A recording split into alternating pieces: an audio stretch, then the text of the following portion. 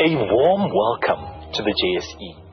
Please do pay attention to the following important health and safety procedures that will ensure your safety while visiting the JSE. The building is fully monitored by a fire and smoke alarm detection system. That means the entire JSE building, including the basement parking and deck area, which you will find outside the JSE's entertainment area at the back of the building, is a no smoking zone. A lovely smoking area with couches and other seating has been created at the southeast end of the building, next to the deck.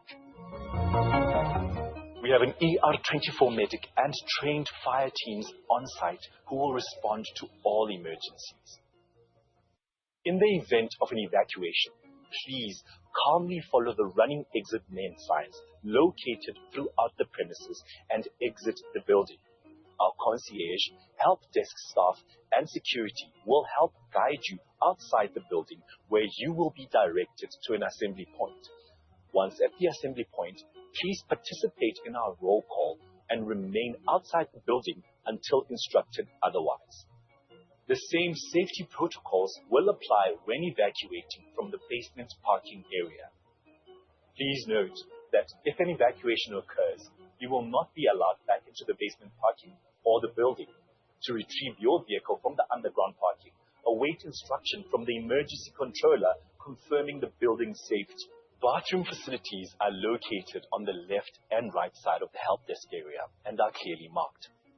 Thank you for listening to the safety briefing as we continuously ensure your health and safety while at the JSE.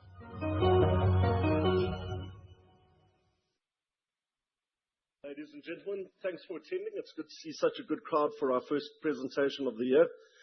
Just before Richard starts, I just want to let everyone know that if you're leaving, if you've parked in the building at all, as you go, you can redeem or get a parking voucher at the door. So please just remember to swap the tickets that you got for a parking voucher prepaid.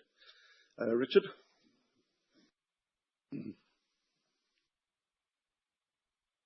Right. Well, good afternoon, ladies and gentlemen. Thank you very much for joining us, and to everybody online. Not sure where you are in the world, but good afternoon or good evening. I think it's a real pleasure to have you with us today. This is going to be the first session of a few that we plan over the next coming months. Today is very much just a high-level overview of the strategy that the team and ourselves and the board are looking at for the next couple of years for the company. As we move a couple of months into the year, we'll also be having a couple of market days where we do some deep dives into the projects and the operations that we will be sharing with you today, both in South Africa as well as on the international operations. So we will certainly let you know about those going forward, but thank you again for being here today. I think just to kick off, we have a rather simple agenda, but we have just heard, at least for the safety side from the evacuation perspective for the JSE, but within Sibanye Stillwater, we start all of our meetings with a safety share. I think very privileged that our chairman today, Dr. Vincent Mapai, has kindly offered to do the share for us. So with that, if I could just briefly hand over to Dr. Mapai for that safety share. Thank you. Thanks, Rich. Thanks, Rich, and good afternoon, everyone. When Richard asked me to do this, I thought I'll use it as an opportunity to share an observation I've made and a perception of myself as a sucker puncher. Three things strikes me. I worked for alcohol. I was also associated with gambling and with banks, but not with cigarettes. What's interesting about these four is that they are always held responsible for any disaster that happens. We are responsible for all social problems, and for us in mining, people don't recall that in every room they are, whether it's in Sandhurst or in an informal settlement, you are surrounded by products of mining, from your roof, your electricity, everything. And I think there is a reason for that. In our case, our products are not very visible. What people notice about us is when people die underground. That's really our vulnerability. Nobody associates anything in this room with us except maybe analysts. But outside there, we are seen as killers of people. And so this is something that makes us very vulnerable. As I say, in those industries I've mentioned, all of them are held for one tragedy or the other. So I'm very privileged today in the presentations where we are dealing with a topic that defines who we are, our strategy. I'm delighted to be here. But before we talk about capital allocations, about returns, about growth, let us talk about the point I made earlier. Our safety. It is important. It is our priority. Safety is and will always be our number one priority because it underpins everything else we do. It's essential to our operational delivery, to workforce engagement, and to our perception by public. And ultimately, it is the core of our sustainability. In other words, safety is core for our license to trade. But even more than our license to trade, it is a moral imperative because we are talking about lives, about people. We have seen meaningful improvement in our safety performance over the years.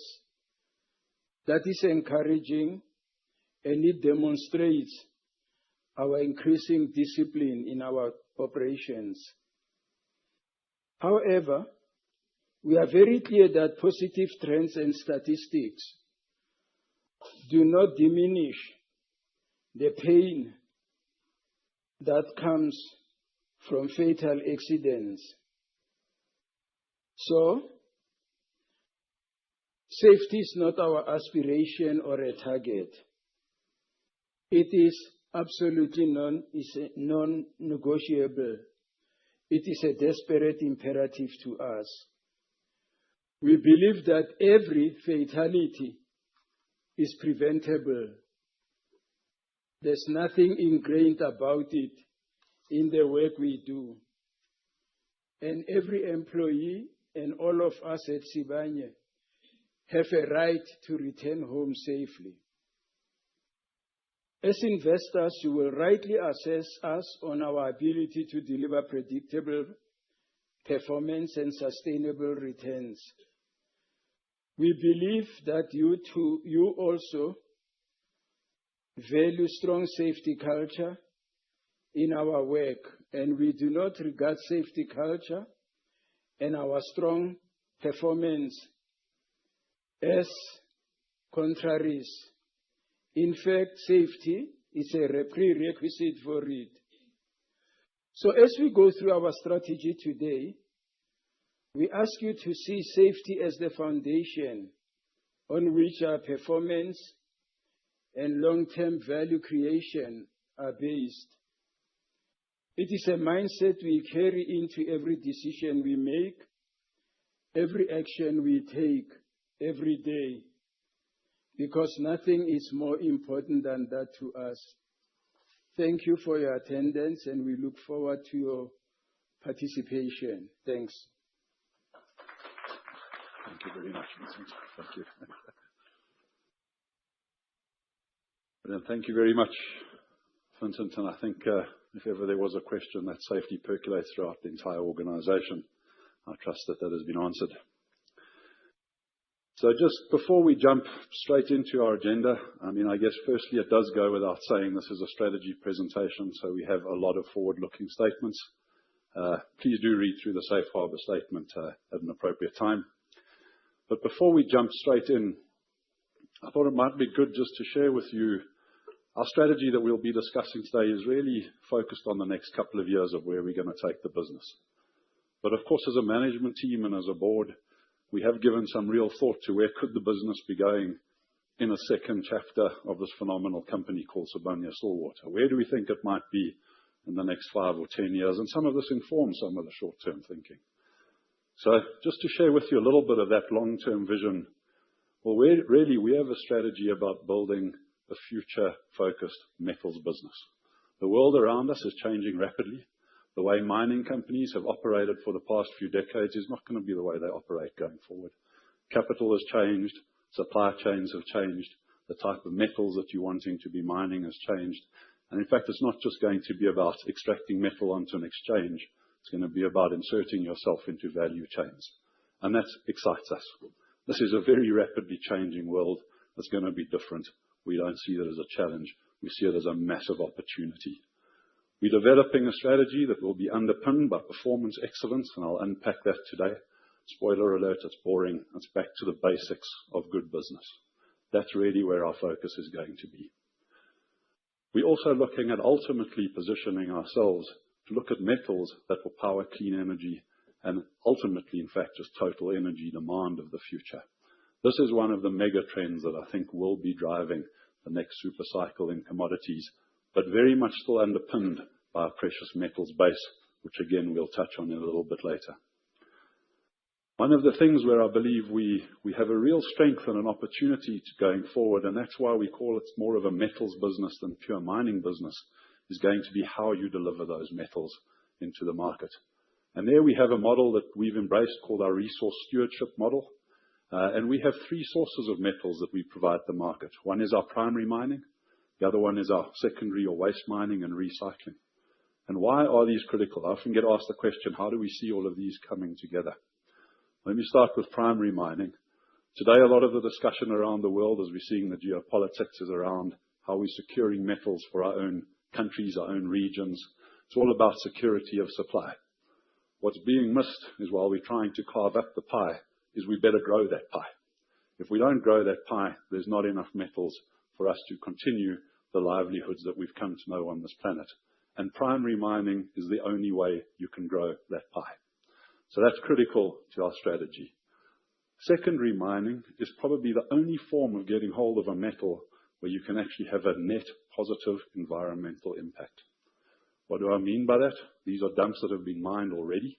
They're sitting on surface.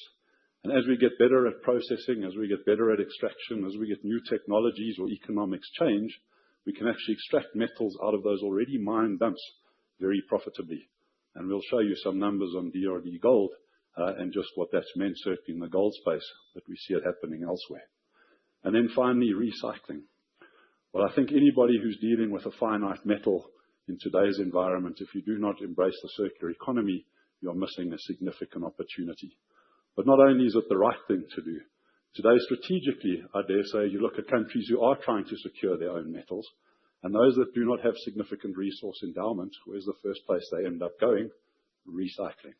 It's a different business, it's a different business model, it's got different risk profiles, but it's a business we are really starting to understand and can see significant opportunity in the future as we move forward. So today I'm going to be sharing with you very much about what is going to drive our returns today. Where's our focus going to be in the next 3 years? But please be assured that we are very excited as well about how we're going to position our business to truly deliver into a very different world and the economy that we anticipate coming tomorrow. I think whenever we are looking at strategy, it's always a good idea just to look backwards briefly and understand where you've come from. What are your strengths? What are your weaknesses? What have you learned? I'm going to assume most people know a bit of the history of Sibanye, so I'll go through this relatively quickly, but just in case. If I had to try and classify our journey to date over the last 13 years into 3 words, it would be entrepreneurial growth story. That's what our company has been about. We started off life with 3 gold assets, deep level, high cost South African gold assets. And through that, through a combination of good operational skills, applying good, solid, sound business models, as well as some very transformative M&A, we've built the company that we see today. Started off turning around gold assets. We used that operational model into PGMs to turn around PGM assets. We used the PGM assets to take our first step globally. People have often asked me about the Stillwater operation, and let me repeat it again. If you're a major producer of PGMs, where they all come from South Africa, Zimbabwe, and Russia, owning the only significant PGM operation outside of those regions is a real strategic advantage and something we're incredibly proud to have within our portfolio. One of the interesting things when we got into PGMs, though, was we studied the market. And what we realized in studying that market was cars were going to go electric. I should note this was back in 2014, 2015. The only person who was making a lot of noise about this at the time was Elon, and quite honestly wasn't given much credibility. But we recognized this trend was coming, and that was the birth of the battery metal strategy. This was not about hedging against PGMs. This was about recognizing that there was going to be a fundamental growth opportunity, and the very customers we were delivering PGMs to would be the same customers who wanted battery metals, and we could offer a solution for them. That was the beginning of that strategy. We acquired the Keliber operation in Finland, the Sandouville nickel processing plant in France, and we had a look at a couple of others, a nickel operation in South America and a lithium operation in North America, which we ended up walking away from. In parallel with that, I think we started embracing our resource stewardship model. And how was that born? We had significant resources on our gold operations in our tailings in South Africa. Resources that could sustain us for 30 to 40 years. But there was a company who specialized in this called DRD Gold. And together with them, through vending those resources into them and taking a position, so we've built up a substantial secondary mining business with DRD Gold, and have subsequently expanded that into our PGM operations, which we are looking to grow, as well as taking a position in a company called Century, or acquiring a small company in Australia called Century Mining, that was zinc. What came with Stillwater that was quite unique, and I think a little bit of a hidden gem, was that at the time we acquired it, it was the largest PGM recycler in the world. That gave us an incredible insight into what is effectively 30% of PGM supply globally comes from recycling. We started understanding that market. What drives that market is very different to primary mining. We started realizing the importance of what recycling was going to have. And while most of our peers see recycling as a significant threat, we embraced it as part of our business. And getting to learn and understand that is where we then branched out further with the acquisitions of Reldan in the US, 2024, and Metallics last year. These are very specialized recycling businesses that I dare say have got a huge strategic opportunity and will have an impact on our business going forward. It has been an entrepreneurial growth story. We can look back on it, and hindsight's 2020. Some things worked spectacularly well, much better than we ever thought they would. Some, perhaps not quite panned out as we thought. But if there's one thing that you cannot deny about the story, is had we done nothing, that's the company we would be today. We would have about 2 years left at Driefontein Gold Mine. Turf would have closed. Beatrix would have closed. And we would be busy closing Sibanye Stillwater. What we actually have is almost 3 million ounces of equivalent precious metals production. Let me put that into perspective. That is comfortably in the top 10 of all precious metals companies. Largest Newmont at 6 million, and so you quickly come down. I actually think we might be in the top 5, but I couldn't quite verify that today. But this is a substantial business that's been built. And I think when we look forward, a profile that still gives us 2 million ounces after 2040 is a profile most people would be envious of. But the implications for us, and what we are proud of, and I believe very fortunate to have as a management team, is we look at that profile and say, we don't have to continue on the aggressive entrepreneurial growth route that we had to undertake during the last period. We've got a huge amount of value sitting within our portfolio, and how do we unlock that going forward? And that will be the strategy I'll discuss with you today. I think many of you will be familiar. I mean, we have diversified the earnings. That's helped us through difficult cycles and different cycles. We've always said we'd like to maintain gold in our portfolio because the rest of our metals are industrial. Typically, it's supposed to be counter-cyclical. Who would have ever thought we'd be sitting here today with both of these precious metals rising at the rate they are, and we're getting exposure to both? We have ended up with a pretty extensive geographical footprint through this period of growth. I think in some ways quite strategic. In many ways, we recognized when we got into battery metals that you could follow one of two routes. You could mine and concentrate metals and ultimately sell it to the East, which is the common model, where they are beneficiated, fabricated, and sold to the rest of the world. Or we could go a step further, do our own beneficiation and fabrication, and try and sell towards Western supply chains, where we saw ourselves being far more competitive. So we have positioned ourselves for that. The second point to note on there is South Africa remains very dominant in terms of our earnings. South Africa is a country we are comfortable to operate in. We know how to operate here. We've made significant value, and that will continue to form a significant part of our base as we move forward. So while we have a lot of optionality, arguably we could look at how to optimize that footprint to align with our strategy going forward. And then finally, I think just to say, part of what really attracted me to Sibanye, and I think so many of our leadership, was back in 2013 and 2014, we defined a model that we called shared value for all stakeholders. Today, I think that's something you see in most companies' strategies or documents. Back then, it was quite unique. It was still very much companies were there for shareholders and shareholders only. But we recognized how important this was, today's stakeholder capitalism. But not only did we talk about it, this has become the ethos of the business, and we've delivered on it. Our shareholders have got phenomenal returns. We've invested huge amounts of money in our communities. It's not about the money, though, I think. When we look at that, what does a 600% return mean? It means people have retired more comfortably than they would have had we not delivered on this. What does 30 billion mean into our communities? It means we've put kids through schools, we've put teachers into, and given them the opportunity to uplift themselves. That is a modern mining company.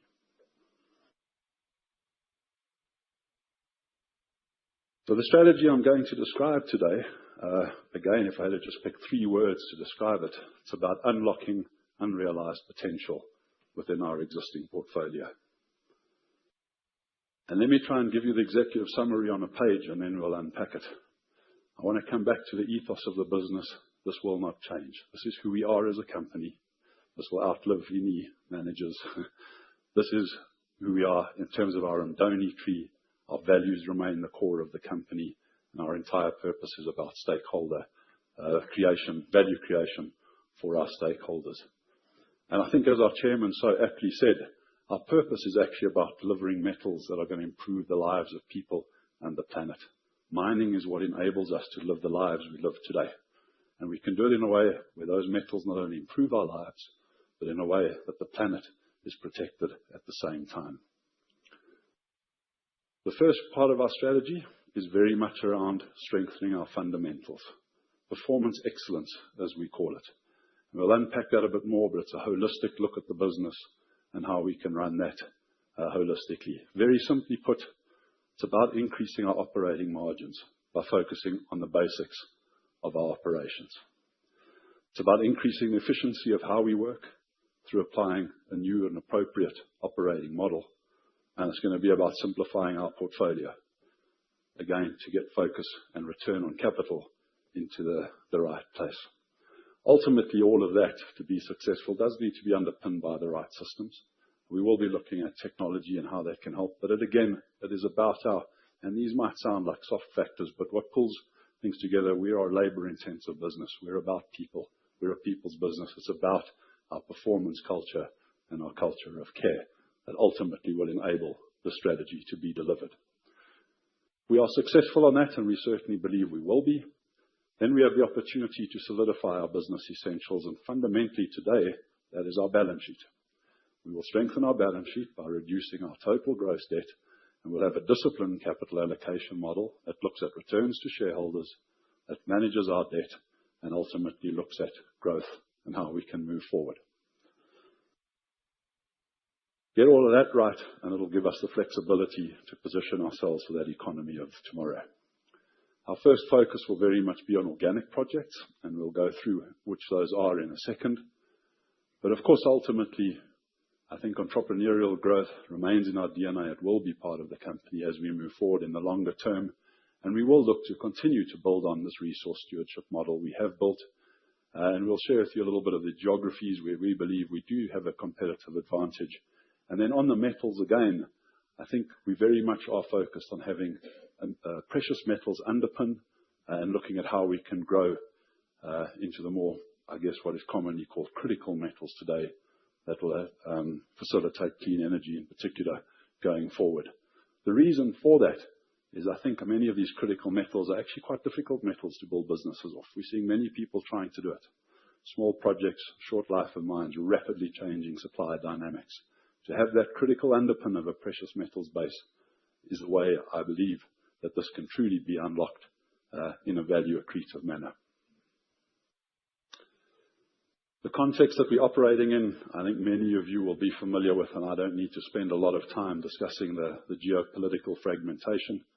Again, it's something we picked up probably 5 years ago and started talking about in some of our presentations. Multipolarity, we called it. We had to then explain what that was. I think today fully understood. But this is changing the way we're operating. It's changing where we find capital. It's changing the supply chains. It's changing who we can sell our metal to. It's changing where we're going to build our mines. Life is becoming far more complex in this world. I think we all know overall growing middle class boost for commodities across almost all of the commodities. And then tied up with that geopolitics, I think the regulations reshaping value chains.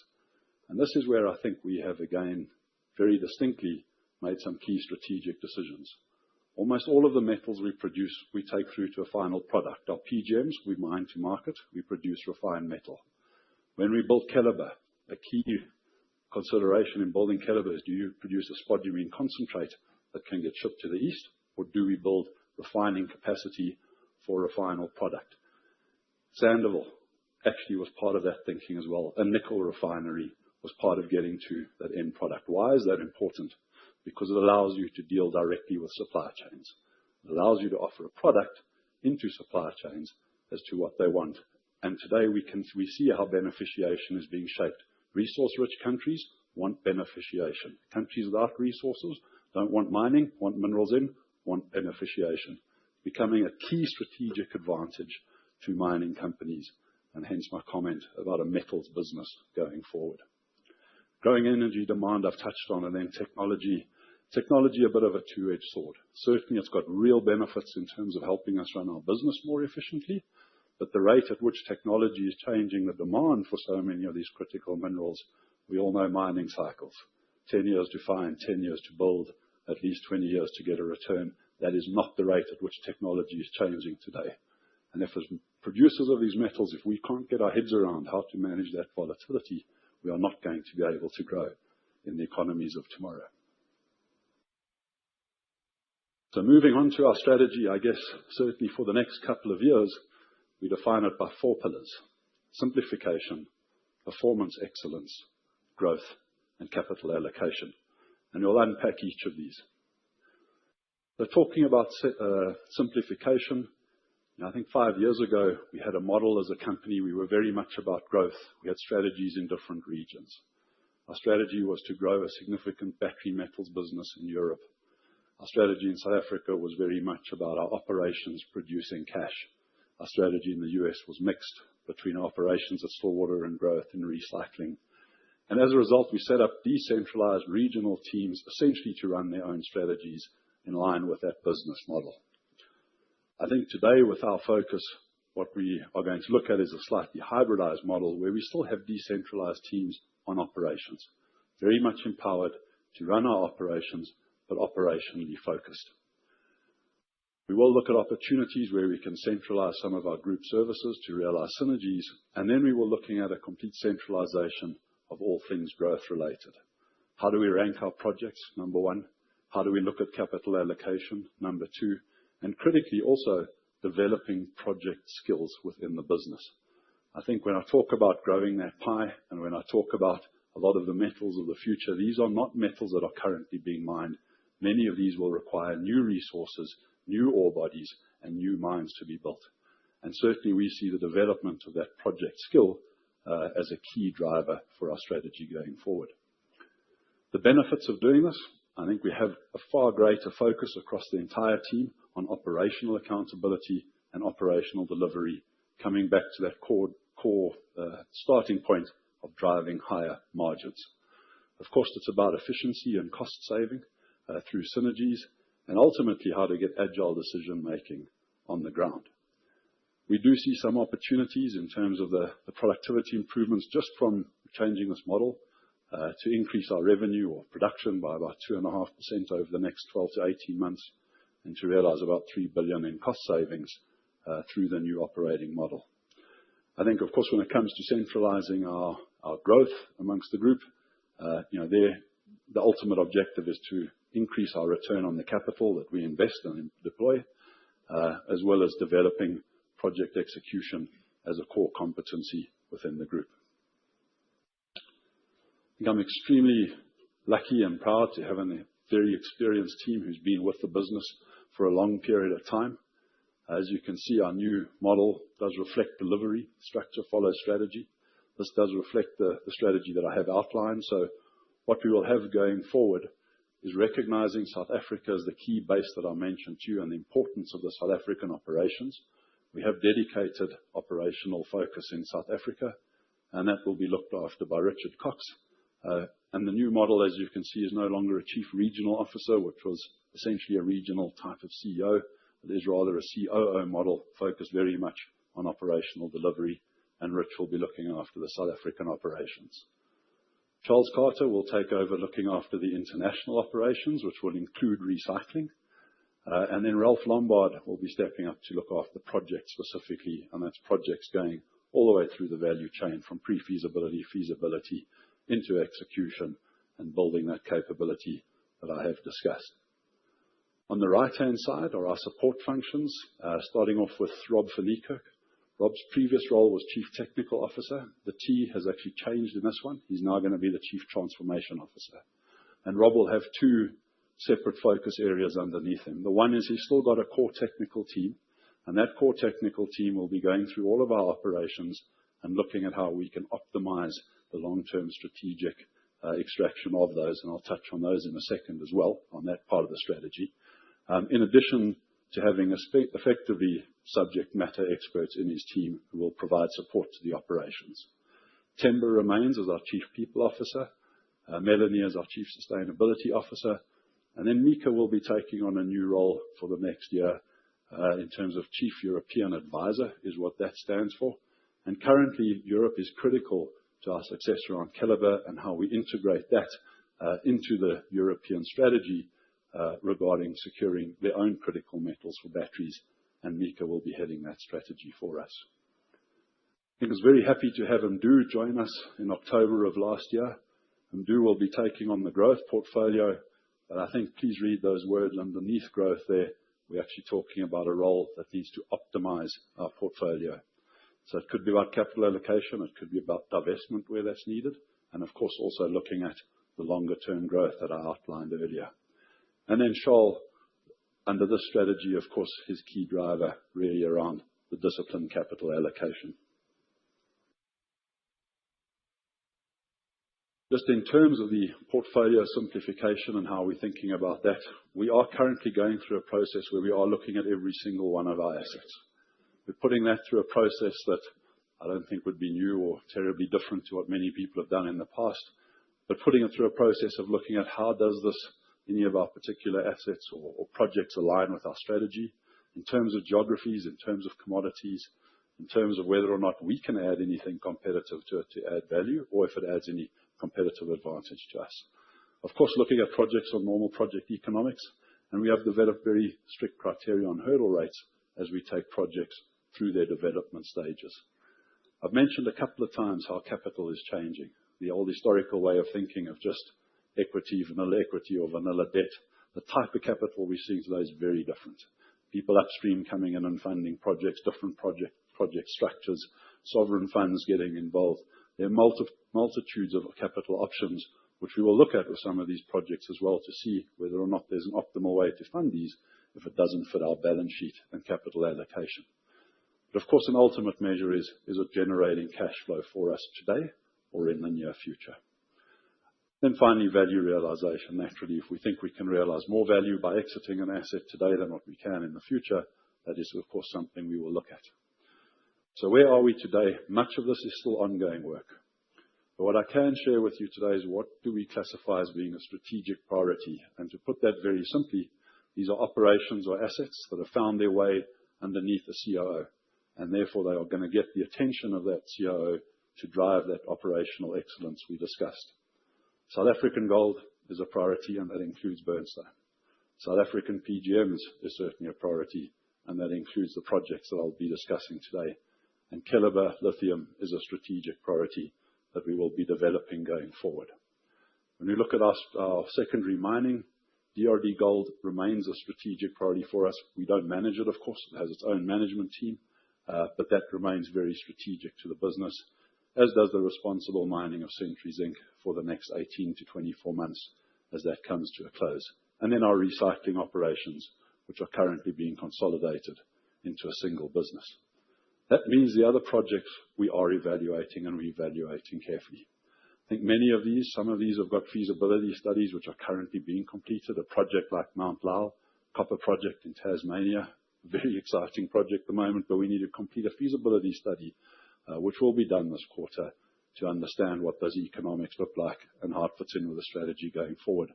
I think clearly from what I've been saying, some of these others are not necessarily within our strategic priority, and those we need to evaluate what is the most responsible way to realize value going forward for those assets.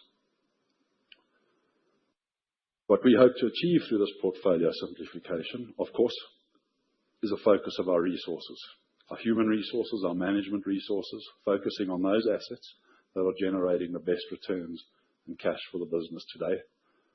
Financial resources, where are we investing capital so that we can maximize those returns? And of course, a portfolio that's aligned with a more focused strategy as we move forward. And any exits that are, or divestments that are realized, of course, will crystallize some immediate value for the company. But looking at performance excellence, as I mentioned, when we talk performance excellence in the business, this is about holistic improvement. I think we've heard the terms operational excellence coming in more and more recently, but this is really about looking at the business as a whole. I dare say you heard from our chairman today about the importance of safety. Without a doubt, our initial milestone that we absolutely have to hit in safety before anything else is the elimination of fatal incidents. That is our first and foremost commitment that we continue to drive with an absolute passion. Operational excellence, and once again, I'm not going to spend a lot of time on here. I don't think this is rocket science. I think this is things you've probably heard from any business. It's about focusing on productivity. It's about focusing on cost efficiency. It's about consistent and reliable delivery. And it's about executing on your capital plans. Resource optimization is possibly the one where I see a lot of opportunity for us that we haven't necessarily done in the past.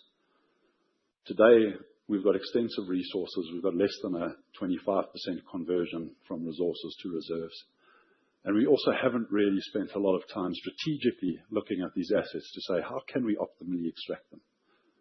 And what I mean by that is when you think about mining companies, we all know the easiest way to reduce your unit costs is to mine more. And we all want to reduce our unit costs when prices drop, which means we mine more when prices drop, and you actually end up mining more at lower margins. These are the trends that need to be reversed. You actually want to mine more with higher margins and less lower margins. Do not extract a finite resource when you're not making money. And how do you tactically get that embedded within your operating psyche, within your planning, and within your flexibility? That is resource optimization, and that is something that we're going to be driving hard going forward. And finally, sustainability.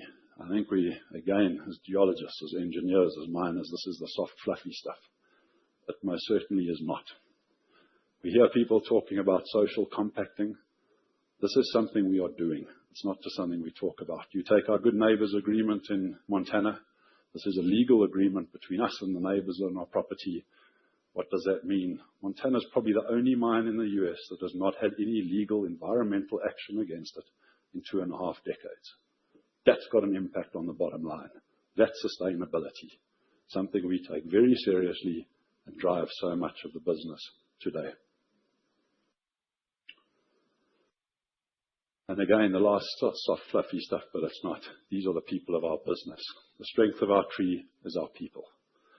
And continuing to foster a culture of care, a culture of performance, and a culture that embraces what I call the Sibanye spirit, the entrepreneurial part of the business, is what will enable us to deliver on this strategy. So looking at the growth side, I think as I've mentioned, the best opportunities we see for growth at the moment is within our own portfolio. And within that portfolio, the highest priority will be at our South African PGM operations, and worth just stepping through this a little bit. For those who are not familiar with these operations, they comprise 3 separate companies that we acquired and put together, and the intent of acquiring contiguous operations was very intentional. So on the right, you have what was the old Marikana operations, or Lonmin, today we call Marikana.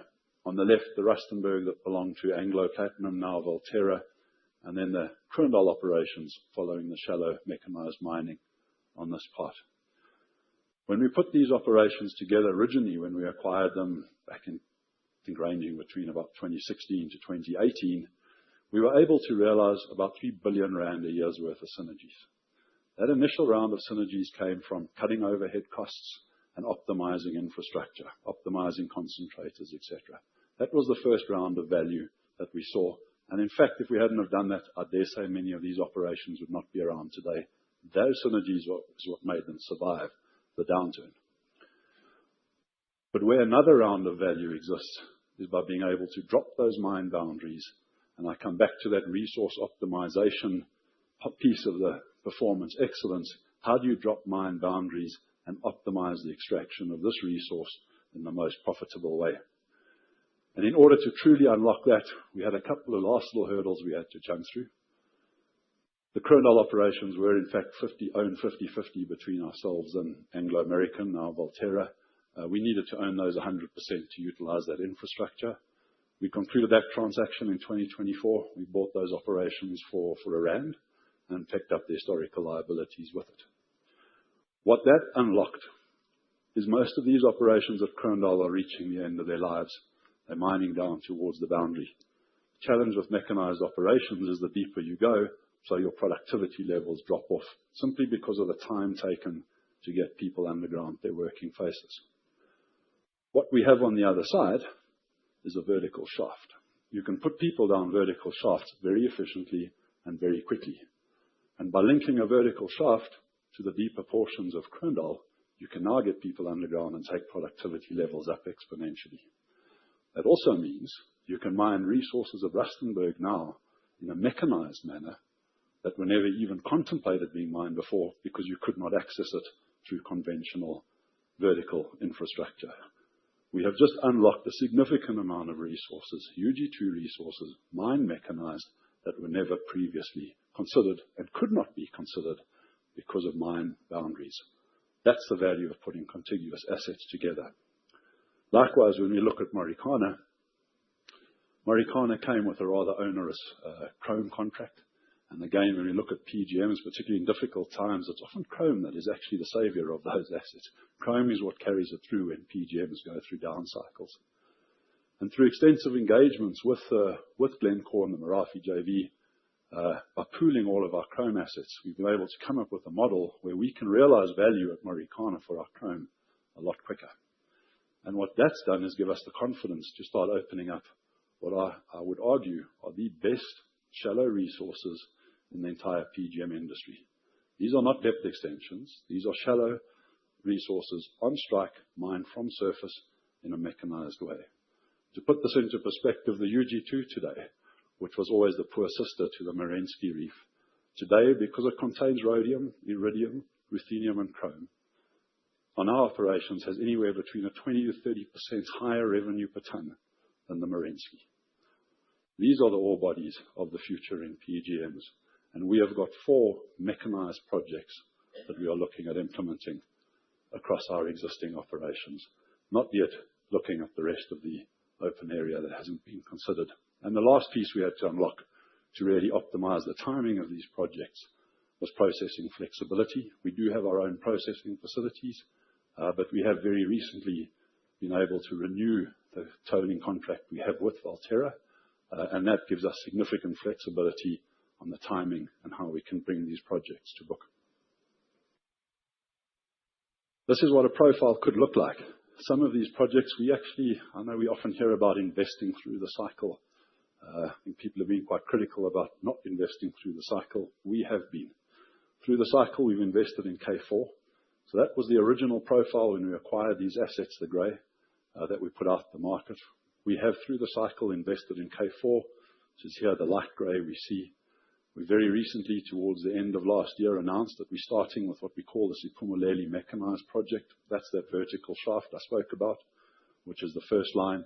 And here the balance of the projects which range from pre-feasibility and feasibility study that we will be looking to progress. And assuming it meets all the hurdle rates, and of course goes through our capital allocation framework and gets approval, these projects would ultimately sustain about a 1.5 million ounce production profile for the next 10 years for our company.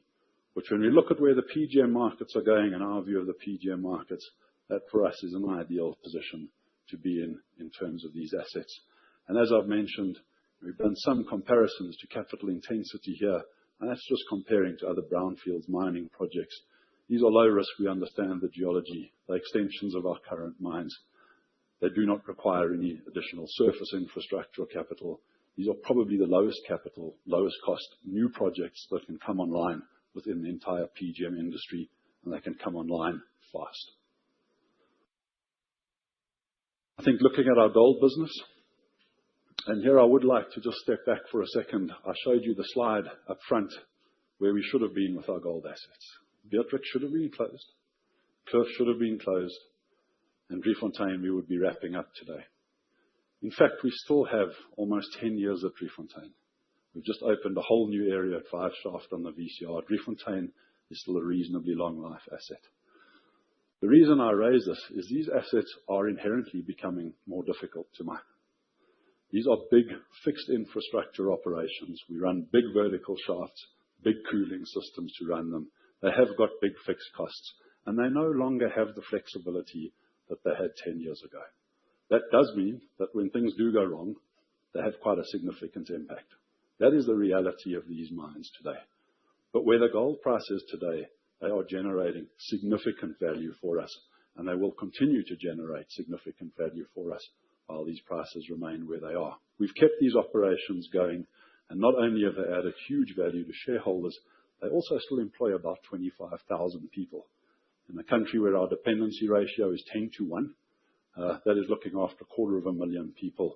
That is responsible operations, and we will continue to mine them for as long as we can, but recognizing these are tough assets. They have gone well beyond what anybody ever imagined their useful and valuable life would be.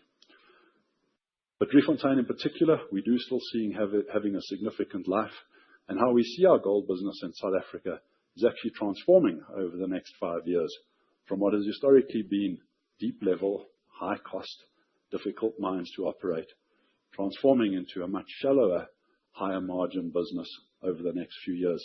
And that comes in through our exposure to Durban Roodepoort Deep Gold. As I mentioned, I think that's probably been one of our most successful investments, both from a production and a financial perspective.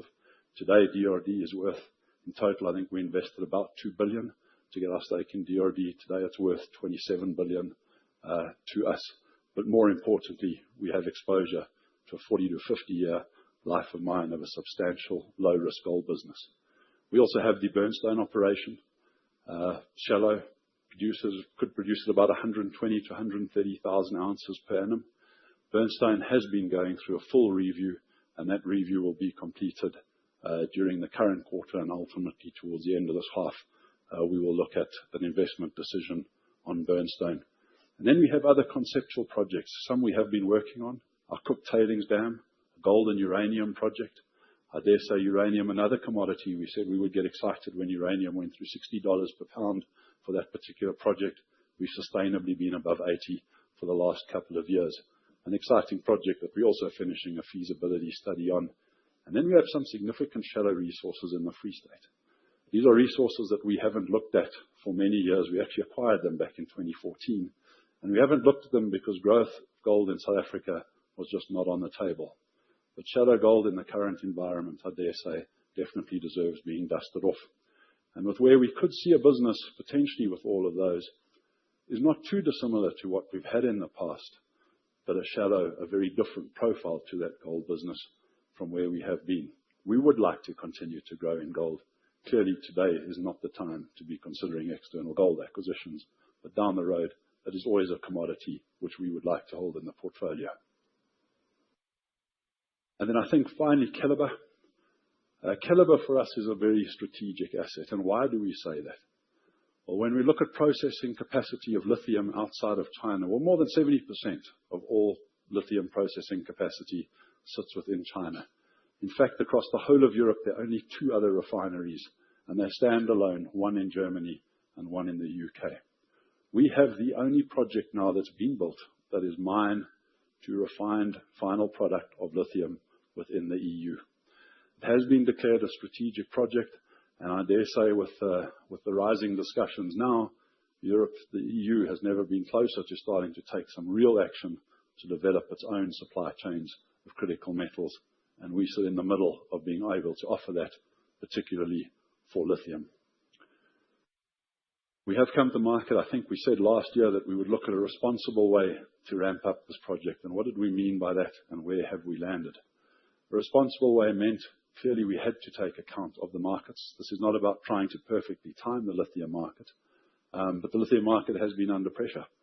And I think a very clear message was, unless we can get support ourselves as a company, taking on that level of risk against China, who essentially had been oversupplying the market, was not a risk we were prepared to take. But was there a way we could start it up a bit more responsibly in a phased manner? And I think through a very detailed set of work that's been done by technical teams, by commercial teams, looking at sales options, what we've effectively come up with is a way we can start up the project in phases, initially with the mining and the concentrator. And we have already commenced slowly with the mining. We'll be looking at commissioning the concentrator in the third quarter of this year.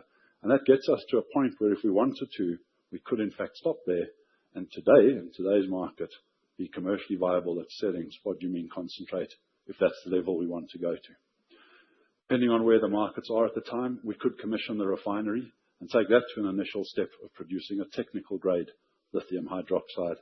And in fact, that in its own right, lower cost, lower risk to get to that point, that is commercially viable in today's environment. Or you can go the whole way to producing a battery grade lithium hydroxide, which of course is the end point. We are now able to assess each stage before we commence with it. And certainly the first stage that we are starting with now, we see as relatively low risk, and we'll commence with that commissioning, or we have commenced with that commissioning from the beginning of this year. With all of this, I'm sure a question on everybody's mind is, can we afford this? And we will be coming on to capital allocation. But if we look at the capital profile, the grey bars based on our 2024 life of mines, those will of course be updated within the coming months. Those are the projects that we have already committed capital to. Essentially the K4 project at South African PGMs, Keliber in Finland, and more recently the mechanized Siphumelele project. The orange is the projects that are at a feasibility study level, and I think you could say we've got a pretty high confidence those are going to go ahead. I would not have been discussing them today if we didn't believe that we'd be pushing ahead with those projects, but of course they do need to go through our necessary approval frameworks. And then the not yet at feasibility, either conceptual or pre-feasibility projects, if we were to develop all of them, that is what the capital profile would look like. This is not a capital profile that is very different to the past few years that we've had. So it's not like this growth has a significant capital hump immediately ahead of us. It's very much the type of business that we have been running for the last few years, I dare say, in much tougher economic times. How will we assess external growth? So our focus is very much on the organic. That's where we're going to be going. But how are we thinking about external growth as we move forward?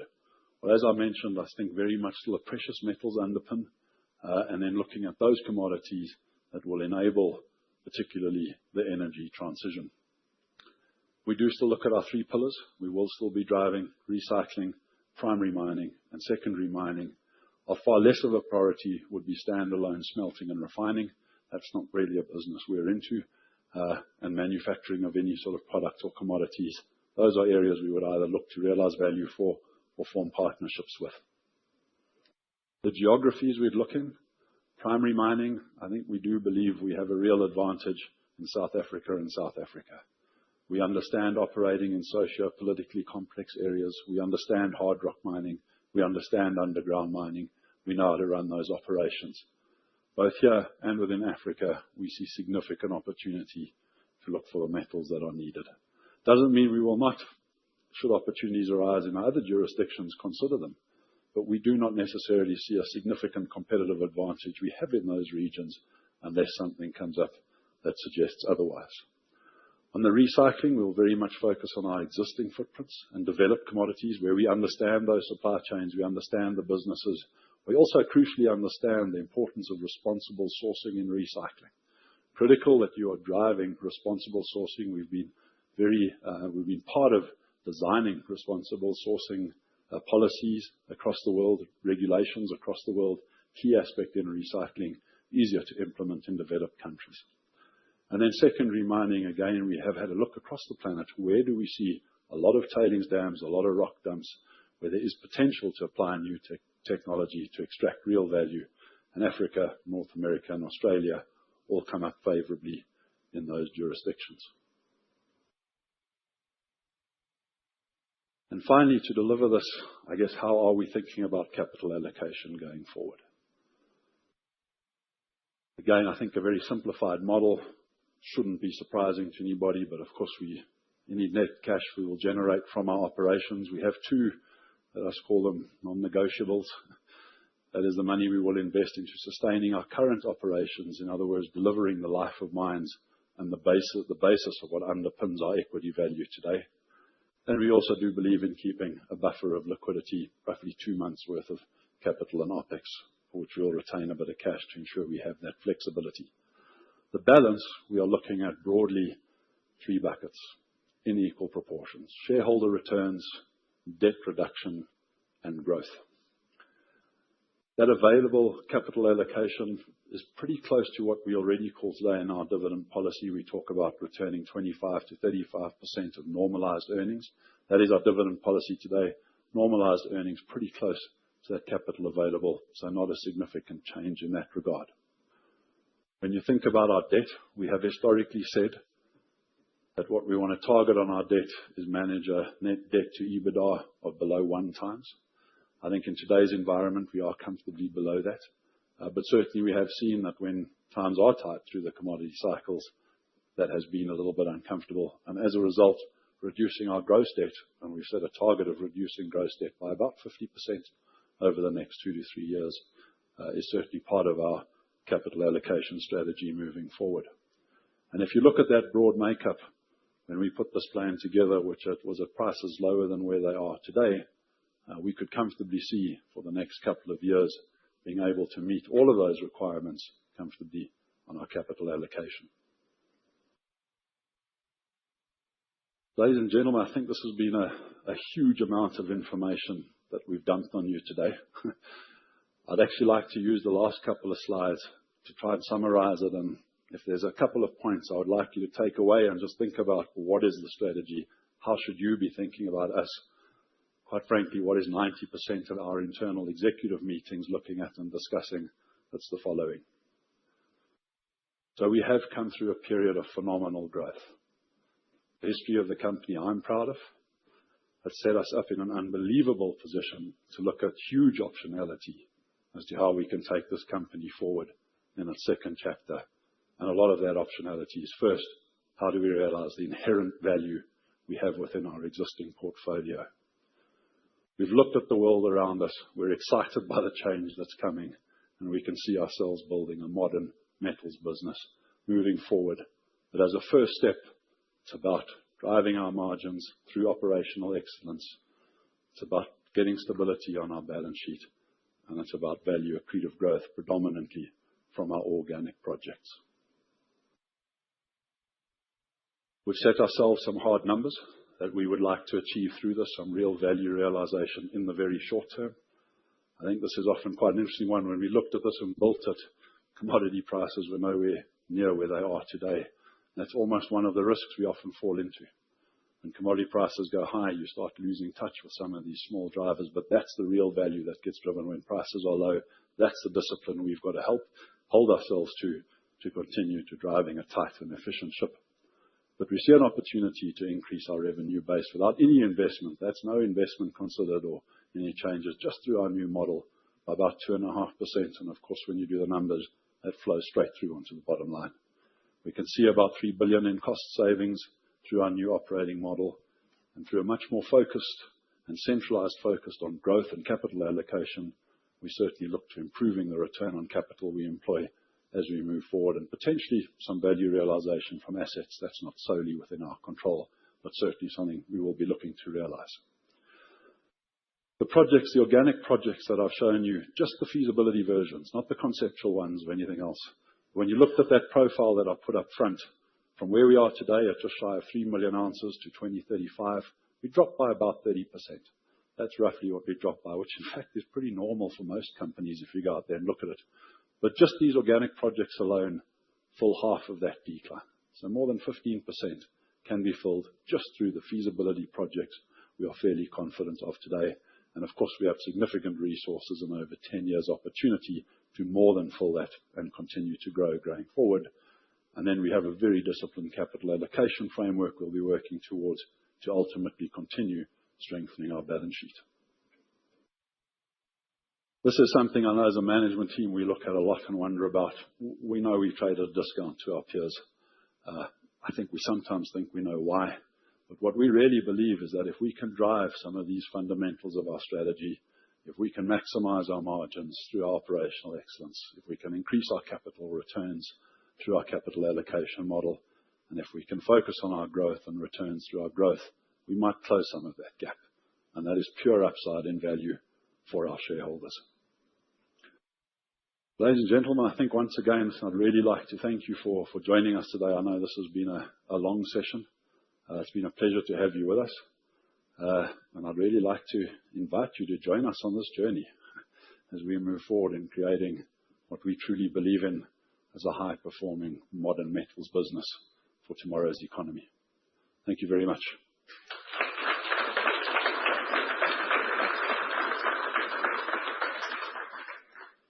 Great. I think we do have some roving mics, so happy to take any Q&A. We've got a lot of the team here today.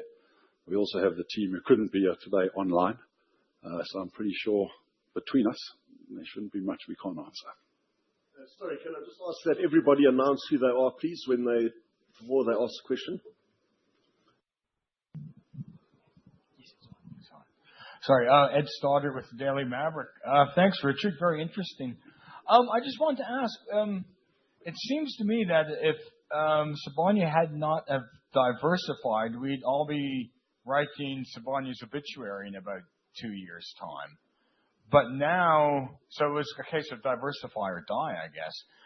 But now that you have this very diversified asset base, you want to focus on, your strategy now seems to be to focus on organic growth. Is that a fair kind of summary? Yeah, and I think that's exactly a fair summary. Perhaps the only thing I would maybe tweak a little bit in your statement, it wasn't just about diversification, it was also about growth. But I think, let me give you a good example around how I think about this and why we have this opportunity. So let's just take the PGM asset as an example. You know, when we bought Rustenburg was losing R1 billion a year. When we bought Lonmin, it was losing close on R2 billion a year. And the only way Lonmin could survive was with a capital hump of about R13 billion invested over the next 3 years, per annum, over the next 3 years to get themselves out of that hump. There was no ways we could go to shareholders at the time and motivate buying assets that required a R13 billion per annum capital hump and were losing R1.5 billion per annum. But what we were able to do with those assets was to actually cut the capital, cut the life of mine profiles, and justify the acquisition just on a much more diminished life of mine, but that we could motivate and still, in its own right, created value for that period of where we were in the cycle. We've never really gone back to say, now what? Now we've got through that. Now we've got stable operations. Now we've got operations that are making money again, and we've got flexibility. How do we go back to optimize it? We've done one or two, K4 was obvious. And now we're starting to look at, okay, let's look at this slate now, and how do we maximize that value and bring that back to account? So it is that kind of thinking, absolutely. We've got a huge amount of opportunity in our portfolio, and it's how we bring that to account.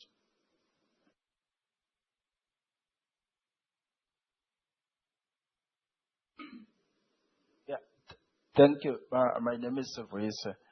I think for me it's mainly two questions. One is around the appointment of Mika as a European advisor. Is mainly there the reason because you've identified Europe to be more riskier than any other regions, such that you have a special person who looks after that region. And the second one is around the growth and the capital allocation, because you've indicated there that there's those assets that are tough because of the big fixed costs and that. And yet in the capital allocation, you're looking at reducing the debt. I think there was a number there around 50% or so. And then one then would be curious to say what then becomes the impact of those tough assets in the working capital. Thank you. Awesome. Thanks very much. So let me start off by saying, no, it's got nothing to do with seeing Europe as a higher risk destination. Not at all. I think what we recognized is, so Mika just historically was the chief regional officer for the European operations. Clearly in our model going forward, that's not a role that we see. We've got dedicated focus on Keliber specifically, but we do have other operations that we need to deal with going forward, being Sandouville, the Gallican project. But also very importantly is how do we engage with European stakeholders and help promote the need to look at mechanisms to develop and protect their own critical supply chains. I think the European Union has realized fairly recently that they need to do this. They've come out with lots of models, lots of proposals, whether that's got to do with stockpiling, whether it's got to do with driving local supply chains in terms of metals produced locally. There's a lot that's going on in the EU space today around how to manage this risk. And what we would like to do is throw some of our highest capacities. We've been dealing with this problem over this next period of time to do that, because we are a very material player, particularly in the lithium space in Europe. So it's very much about putting the right capacity to drive that value for the Keliber project, not about a risk at all, but seeing that opportunity at the moment. I think to just talk about it, I'm guessing you're referring to our South African gold mines. Our South African gold mines at the moment, I think the point I was trying to make, there's no new investment going into growth in those gold mines. I think they largely are reaching an end of their life, and we were mining out those reserves. They still have significant value today. And as we saw on those earnings graph, and I dare say we'll show at our results later in February, these are still assets that are contributing huge value to us. I think we often get asked about them, and I think it's to acknowledge that these are assets, though. Assets like Kloof, as an example, is an asset that last year we made some very big decisions with regards to safety. We stopped mining certain areas from a safety perspective. The knock-on impact on that on the Kloof life of mine is significant. These are assets at the end of their lives. We don't have other areas that we can suddenly replace with them, and therefore we'll be looking at a new life of mine for Kloof going forward. That's the stage of the life that these assets are in. But we certainly believe that we can still responsibly mine them with sustaining capital, but no growth capital or extension capital. But we can still sustain those operations for a good period to come. And again, at these prices in particular, they're generating big value for us.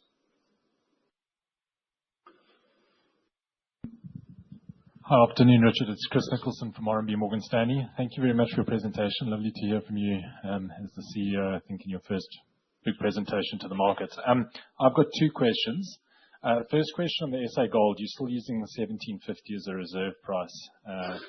So I guess the question is we completely, I think, those of us in the market understand the context with the depth and the cost base and the safety issues. But at a higher gold price, are there not further lower grade sections that potentially could come off and be mined? Or do you just think of it from a broader portfolio aspect where maybe it makes more sense to allocate capital elsewhere? That's one.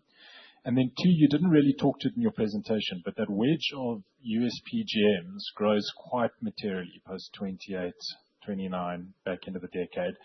What's the thought process there? Is that optionality around bringing Stillwater West back? How do we think about that around your whole repositioning plan? And obviously with this whole multipolar world, just maybe some thoughts behind that. Thank you. Yeah, awesome. Chris, thanks very much. Good to see you too. And some great questions, well spotted. So first, let me just make it clear. The life of mine, all the plans you saw here were our 2024 life of mine plans. So we will be coming out with updated life of mine plans done at the end of last year. And those will be released in the next couple of months. So of course, there will be some updates to that, but that's the last publicly available information. So the 1750 that you see there, that was our reserve planning price for end of 2024. Listen, we are still planning quite conservative prices, and to be honest, I don't think a lot of the market's caught up with that yet. But difference between planning a life of mine versus what are we doing now with prices, and you're 100% correct. Listen, what we do tend to do is looking at long term, so where are you prepared to invest big capital for either growth or extension?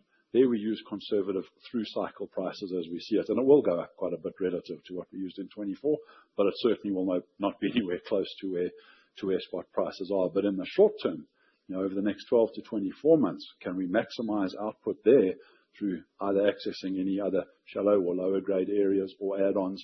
Absolutely, we push that wherever we can throughout our operations. And I think you're almost picking up on what I describe as that optimal resource extraction.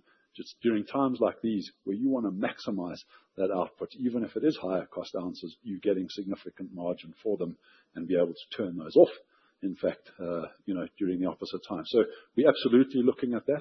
But what we don't see is any big projects per se within those operations where we'd be investing significant sort of growth type capital. For there we see that capital going somewhere else and being better spent, Chris. But are there some small opportunities? Absolutely, and we will maximize those in the life of mine plan. Something like Cliff, if we were to plan at 1750, we would be closing it tomorrow. But of course, that will not be the intention. I think we can still see significant value at today's numbers. To touch on your second question, that's exactly what's still depicted in the life of mine.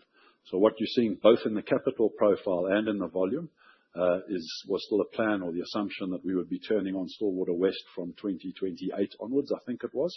That is something that of course will be assessed. Where we are today, and I think our strategy for Stillwater in particular, remains getting our costs down to about close to $1,000 per ounce, because that is where we see the through price. There is a distinct program to get there, which Charles and the team will unpack in a lot of detail at that Capital Markets Day. It does take a couple of years for us to get there. It is about a lot of investment and fundamentally changing the way that we're looking to extract the Stillwater ore body. Our initial focus is very much going to be on Stillwater East and East Boulder. That is where the big revenues and drivers come on a capital basis. So the amount of capital we've got to spend versus returns, that's where it will start. At prices sustained today, re-looking at Stillwater West makes a lot of sense. I think what we would have to still do, though, is go through a proper evaluation, again, as part of our capital, and say, when would it make sense? What sort of sustained price do we want to see to bring Stillwater West back online? But as it stands, in our plans, we have planned that capital. If we were to take it out, it would be a drop in capital and an overall sustaining of those ounces, basically pushed out longer life of mine, lower profile. Thanks, Richard. Thanks, Chris. Good afternoon, and thank you for the presentation, Richard. It's Nkateko Matonsi from Investec Bank. So I also have two questions, and if you can just help us with how we should think about the cost profile of your SAPGM business. Because even with the new projects, the trend is still downwards. What happens to the cost? You are bringing in mechanized operations, which should come in at a lower cost. But Tupile, which was also a shallow mechanized mine, is reaching end of life, I think, by 2029. So what happens to the cost of the SAPGM business? And then the second question is around your TSFs. I think on both Rustenburg and Marikana, you've got life of mine is up to 2026. Are you opening up new dams? What are the opportunities there? Thank you. Yeah, absolutely. Thanks very much. I'm not going to try and give you absolute numbers on that cost profile now, but what I will say is our new life of mines will be published in the next couple of weeks, I think, a month or two. And all of those profiles will certainly be in there with the economic models. But you are correct. Listen, we do see some of the mechanized operations coming off. So Bathapeli does close shortly, as does some of the Kroondal shafts. And this is being able to extend that and therefore maintain those costs by continuing into Rustenburg and maintain that volume and output. So that's sort of the way to think about it. I mean, there will be a slight increase. The shallow mechanized mining, that is coming to an end of its life. This is slightly deeper. But certainly the mix in terms of conventional mining to mechanized mining, if you look 10 years out, is very different. And that is where we will see a difference in terms of that balance of costs compared to the current life of mine plan, which will see costs increasing with that predominantly conventional mining, which is what you would see today. But certainly a lot of that detail will be in the new life of mines, and definitely during the capital markets day later in the year, we will unpack a lot of that, a lot of those numbers for you. Similarly, with the deposition, that is something that's received a lot of attention on the PGM operations. I think I did allude to, we're also looking at a big surface project, and how we can reprocess a lot of our tailings dams within the PGMs, similar to what we've done on the gold side. And the whole deposition strategy and plan is very much tied up within that. So again, I think we can share those details with you. What I can tell you today is deposition is not something I'm losing sleep over at ISA PGM operations. That's well in hand. Thank you. Richard, thanks. Arnold van Graan from Nedbank. On the gold side, DRD is clearly key to the strategy there. And you don't have full ownership. I'm assuming, or hopefully at this gold price, you're not looking at it. But longer term, I guess there has to be benefits to bring in the rest of that and have the full ownership. What's your thinking around that? And then maybe, sorry, a second question. On the recycling, I get your rationale around it, but those are still fairly small businesses, slightly lower margin than mining. So, yeah, how do you think that contributes to the valuation? Because it does also add to the complexity. I mean, I welcome the more simplified structure, but is there another round of simplification in the portfolio and the strategy, especially when it comes to some of these smaller businesses? Arnold, thank you. So perhaps let me quickly address the recycling question. Let me say, so with regards to DRD, you're absolutely right. Just to be clear, we have no intention of trying to take a bigger stake in DRD, not trying to generate that kind of speculation or thinking. But in terms of where we go forward, you're 100% correct. So if you do have a look at it today, we've got DRD secondary mining at our gold business and generating a lot of value. We are still doing secondary mining at our gold business as well. And we've got projects like the Cook Tailings Dam, which has significant value in terms of both gold and uranium. We are also ramping up, as was the case with gold, we do these on little bitty pieces, but when you start looking at a big project and the volume and the scale of what it could be, that's where the real value comes. We're looking at that within our current PGM operations as a project at the moment and what could be realizable. So just looking at the South African footprint, would it make sense to be bringing all of these skills? They're very similar skills. They've got similar processing, similar mining skills. Could it make sense to bring all of that together under a single basket? I think it certainly could if there's value to be created from that. So is there a model that could look like that going forward? I think there could be, but it's nothing we're working on now, just to be absolutely clear. The second question on the recycling. So let me maybe just share with you how I think about recycling purely from a value perspective, and then I'll come on to the complexity. So these recycling businesses tend to, you are right, the margins are a little bit smaller than mining, but they're steady. That's the first point I would make. And some of them range from, it's not that easy to always just say one. Some of them range from a 2 or 3% margin through to a 30% margin. So they are very different businesses, and we are focusing those businesses on where those higher margins are. But the way to really think about the recycling is you have invested or fixed assets that are largely paid off in most of these businesses, and then they run at a high working capital. That working capital gets turned about every 3 months. So if you have a 10% operating margin in a recycling business and you're turning that every 3 months, what you're effectively looking at is times that by 4 is a 40% return on that working capital investment. Those are phenomenal returns. And that's the way to think about the recycling from a valuation perspective rather than purely a margin and a cash business. But the strength and the strategic opportunities it brings is, as I mentioned, one, being able to get access to metals. I mean, how many people can go and try and start new rare earth mines today or germanium mines or scandium mines. But are there ways you can look at it feasibly through recycling? Absolutely, there are. Gives you a much easier, lower capital, lower risk access to many of these critical metals, as well as the skills that come with it. I think we're developing skills in those businesses which are going to hold us in good stead for the years ahead. So can we simplify it? Yes. And I think that is where what we are doing at the moment is bringing all of those businesses together under a single leadership, because there are also significant synergies between them. Reldan, Metalex, they also process PGMs, huge synergies we can realize. But bringing them together as a single business, and quite honestly, the way I would think about looking at it in the future, that's another mine.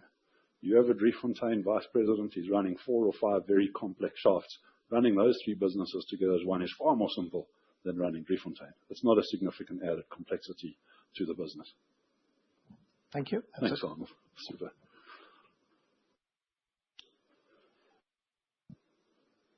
I think, James, do you want to? Thanks. I think let's go to the webcast questions then. I'm going to try and consolidate them because there are a few that are similar. But so the first couple are in relation to Stillwater or the US PGM operation. So talking about what the plans are given the current palladium price. But I think we've covered that it's already in that profile, and we'll be bringing more detail to the market later. I don't know if there's anything else you want to add. No, I think that's broadly correct. Yep. I don't think a lot more to add. Then in terms of the recycling business, do we foresee significant like-for-like volume growth in the recycling business given the current price environment? And what is the lag between prices rising and recycling volumes rising? And then a linked one was from Adrian Hammond, is what is the outlook for our recycling volumes? Some of our peers there, I assume it means in the US, have increased volumes substantially. So there's a 2-part question to that. It's when do we expect to see volume growth given the prices? And then are we losing market share maybe to our peers, I guess is the question. So I think, one of the first things just to say, and that is one of the interesting things with recycling, is it's not purely driven by commodity prices. Particularly something like PGMs, these are working capital intensive businesses, so they're often driven by the cost of lending, the cost of your debt and your working capital, how many cars are getting scrapped. Prices is only a small part of it, and of course disruption to supply chain. So one of the things about the recycling business is it's actually far more price inelastic than say more primary or secondary mining. So I don't think the price is necessarily what drive it. It's often far more around the supply or obtaining that recycling material that is a far bigger driver. I certainly haven't seen any new numbers being put out. I do not believe that we've lost any significant market share, if that was the question from Adrian.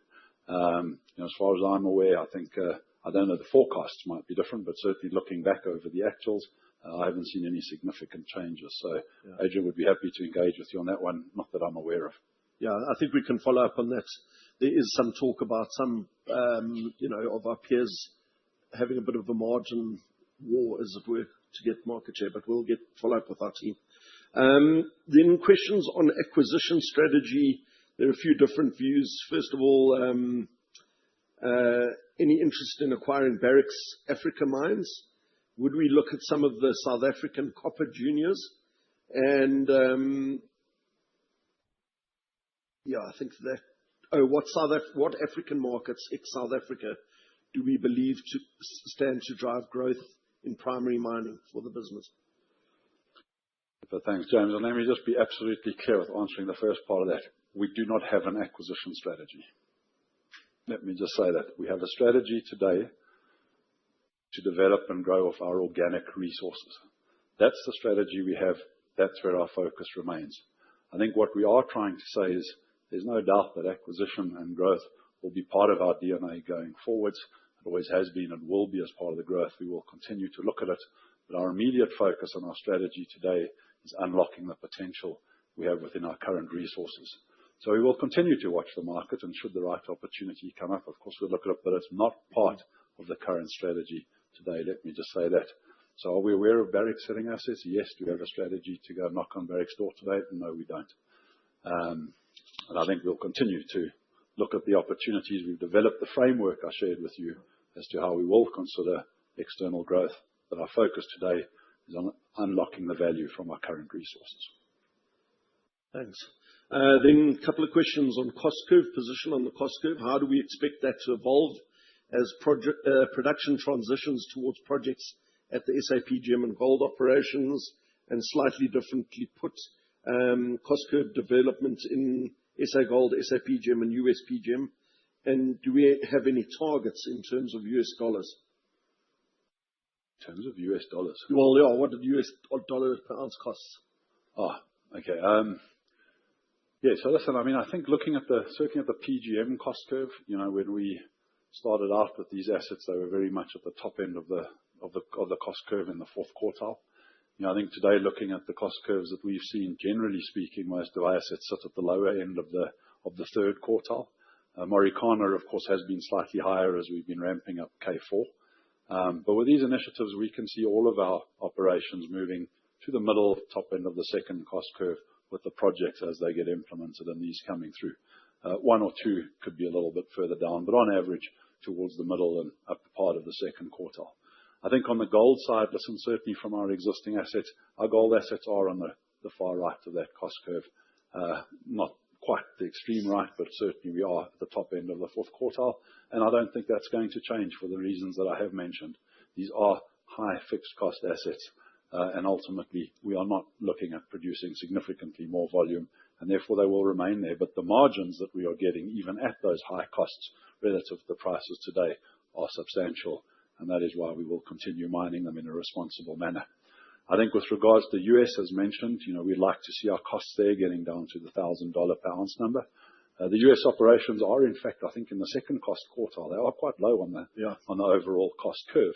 The difference, of course, being the metal mix that they have, and therefore the basket price they receive is lower than most of their South African peers, and the margins therefore tighter. But on a cost basis, they actually are pretty competitive. This question, I'll just summarize. What does it take from a capital point of view to improve our reserve to resource conversion rates? I think we've spoken about that already in the PGM portfolio. And then under what average basket price assumption is it no longer economical? What, the projects? Yeah. So, yeah. Well, I mean, I think we've done most of this planning before it took its run, and let me talk about it in South African rand terms. Anywhere, I mean, we were looking at this planning when the basket price was 24 to 25,000 rand per 4E ounce. Certainly anywhere sustainably above 30, which was our sort of through the cycle view on prices. All of these projects met our required hurdle rates. So let me put it into those terms. I think the spot price today is somewhere close to 50, was the last one I saw. So significantly higher. And low capital intensity obviously makes them attractive. Just on a question on capital allocation and talking about reducing our gross debt. I'm not sure if you want to take this or Charles, but what are the plans regarding the upcoming bond maturity in November, and what plans in debt capital markets for this year and the next year? I'm happy to take a sip of water if you're comfortable. Yeah. Thanks. In terms of the upcoming bond maturity, which is November, the plans are to refinance that in the first half of the year. As we've said and signaled all along, I mean, that is $675 million. And the first step for us will be to take that down to 500. Clearly, in this environment, we would love to cut back more in terms of debt, but I think we first have to fill the piggy bank before we can start spending that money. So the upcoming maturity is November. We're going to refinance sort of mid-year, probably mid-May. And then, that'll be the first step for us in terms of the upcoming maturity. Thanks. Yeah, just quite an interesting one. A shareholder, Mr. Steve Shepherd, asking that now we're at all-time record revenue drivers that we enjoy. When can we talk about the likelihood of share buybacks or special dividends? It's funny how quickly you go from there. Steve, good to hear from you. And for now, I'm just going to answer this question with, I think our dividend policy is intact. It's been intact. I think as I mentioned last year and at the mid-years, we were very much looking forward to getting back into dividend-paying territory. And we look forward to our results coming up. Beyond that, Steve, look forward to having a beer in Indaba if you're there. A couple of questions on uranium. So clarity on future investments and options that we're considering with respect to Neo Energy Metals and also just the overall uranium strategy, what is happening at Beisa with the selling down of that asset to Neo? I don't know if we can give any detail on that. Yeah, I mean, I think just on a very high level, so of course that was an asset again, that was not one that's fitted within our capital allocation. We saw an opportunity with Neo who were keen to bring the asset back online. And through that transaction, we have the potential to keep a stake in that and therefore the optionality to it.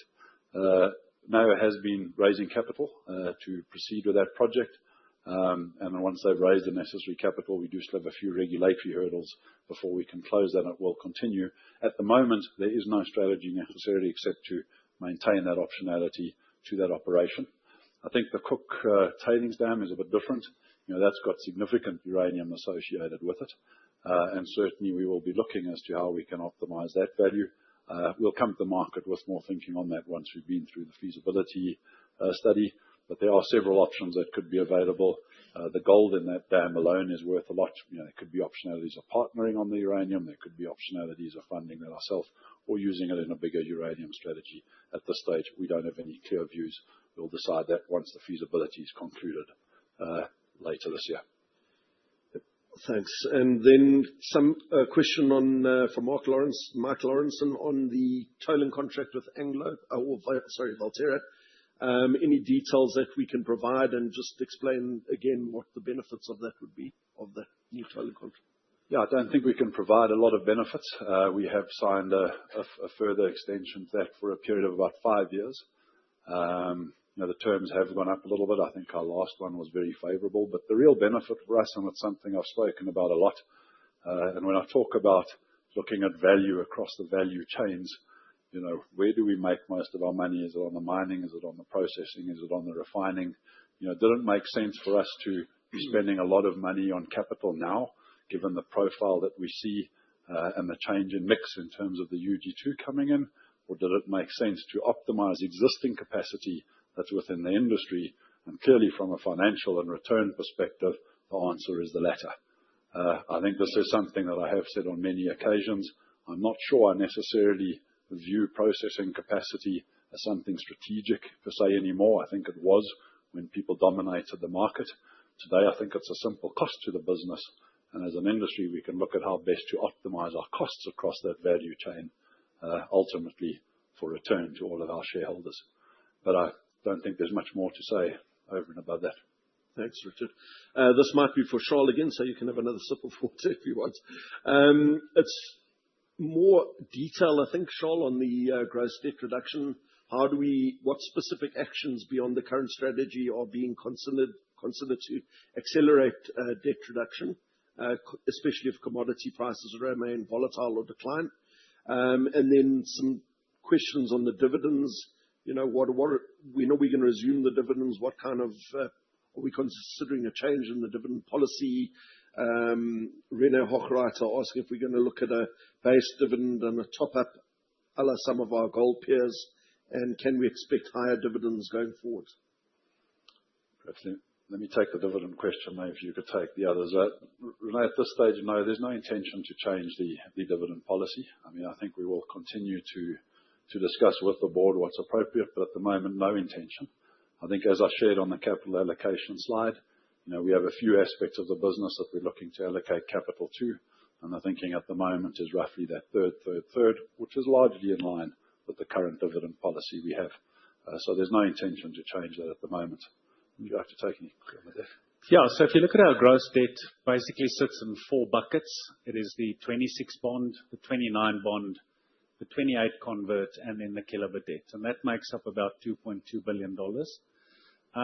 There's 3 opportunities. Obviously, it's the 26s, which we are going out with a smaller refinancing. So that already takes $175 million off the picture. And then the convert remains optionality to us. That is well and truly in the money. We are entering that call period towards the back end of the year. So we will evaluate that.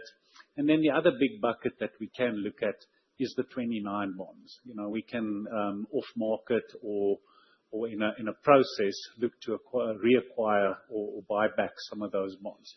Keliber debt is a bit more tricky. The three buckets that we can look at are depending on cash flow generation, are those three that we are going to aggressively target. Thanks. There's quite a few different questions that I think are getting a bit too detailed, and that I think we should leave them for the following presentations. The questions on Mount Lyell, what updates, whether it will be the main driver of our copper portfolio. I think we've said that we're still assessing the feasibility, and we'll make a decision when we've got more information.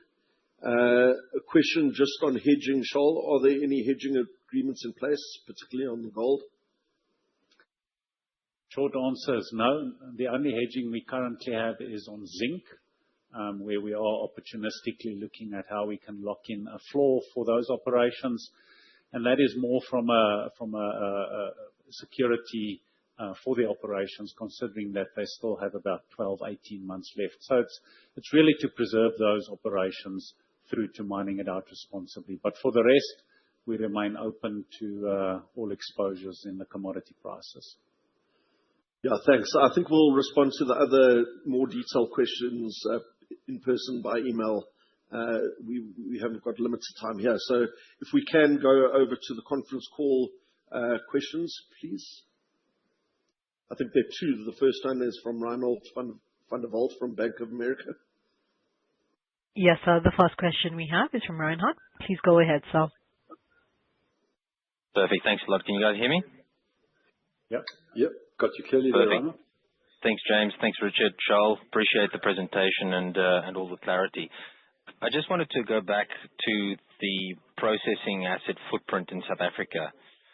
You mentioned you're potentially swinging towards more UG2 production. What's the size of the processing footprint? And I guess, how does that capacity profile over time? Does it match up to the amount of new UG2 you're looking to process, or do we need to expect maybe some reinvestment in the downstream assets? That's a great question, and again, I think it's something we'll go into a lot of detail on in terms of when we go into Capital Markets Day, because it's actually quite a tricky question with a lot of moving parts. But let me try and give you a simpler answer as I can right now. And that is, of course, it's both a combination of the type of material you put through those facilities, so being UG2 with a high chrome content, that effectively does have an impact on throughput, and then throughput just by design of the facilities themselves. And the simplest way I can say it is, we could not have taken on all of the projects that we'd like to take on with the capacity that we have at the moment. In other words, we do have a couple of years where we would have been constrained. And essentially, what this does in terms of the new agreement that we've put in place with Valterra is provide us flexibility over that hump sort of period. That's probably the way I can most simply answer you today. If we remain purely on UG2, there may be some additional investment that would be required down the line in terms of dealing with the high chrome content, specifically on the smelter a little bit. That is the one piece of work we are still doing. It will be a couple of years after, it's certainly not in the near future, but not in terms of any of the refining capacity. So that's still work in progress. But these strategies and optionalities and how it plays out, there are a lot of options. We will unpack quite a bit in the Capital Markets Day for you, and I hope that helps. Yep. No, that's very helpful. Thank you kindly. Sticking on the PGMs, maybe just the US PGM business, things have obviously changed a lot in the last 6 months. Yes. I feel the same way, right? Did we get cut off? Apologies, we have lost you there, yeah. Operator? I think we got cut off. Are we still on the line? It looks like we've lost the conference call line.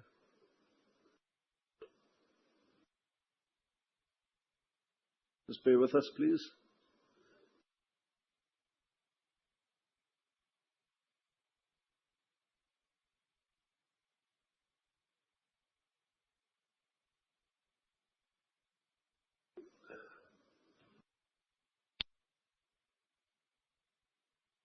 Nothing.